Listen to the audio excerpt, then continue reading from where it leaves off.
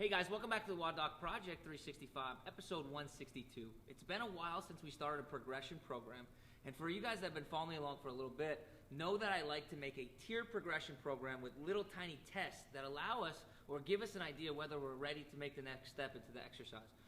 Today we're going to start talking about bar muscle-ups.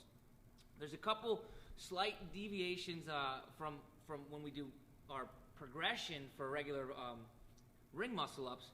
Just hand positions, hand placements, and stuff like that. So here's our first test.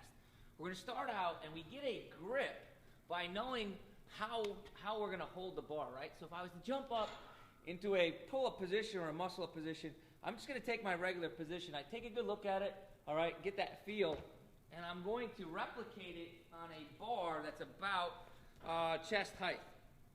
So for me, that's about right here. You can also check it by coming down if you wanted to, but get a good idea from where you're going to be.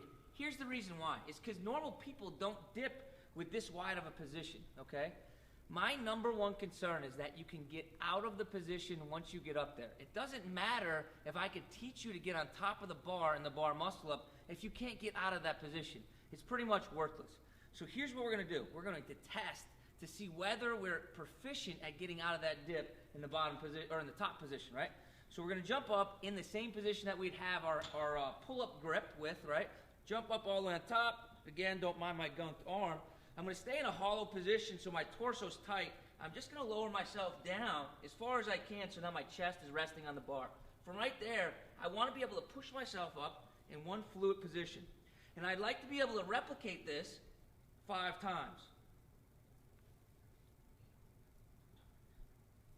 If I can't, then we need to go into a dip progression, okay? Now, for those of you guys that have been following before, we used a very similar progression. I use tables that I take from Recon Ron. It's a great capacity program. We're going to come over here to 2 boxes. Again, we're going to end up using a wider grip, and our hands are going to be placed forward versus our hands would be placed like they would in a ring dip, right? So normally I would dip like this.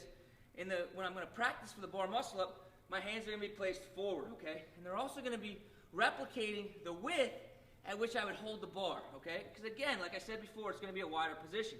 But from right there, everything else is the same. My torso stays tight. I initiate the movement from my shoulder rather than from my arm, and I come on back up. I want to be able to complete 9 reps here. If I can't, I'm going to use a banded setting, okay? Just make sure that we're not allowing our shoulders to come really close to our ears. So not like this. Our shoulders are always pressed away from our ears. Our hands are going to be forward and wider into that pull-up grip, right?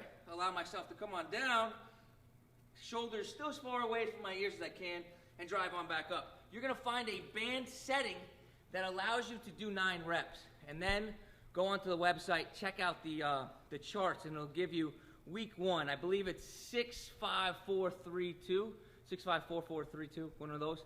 It's 5 sets separated by a comfortable rest. You're going to do as a progression, follow it each week until we can get onto our bar, do 5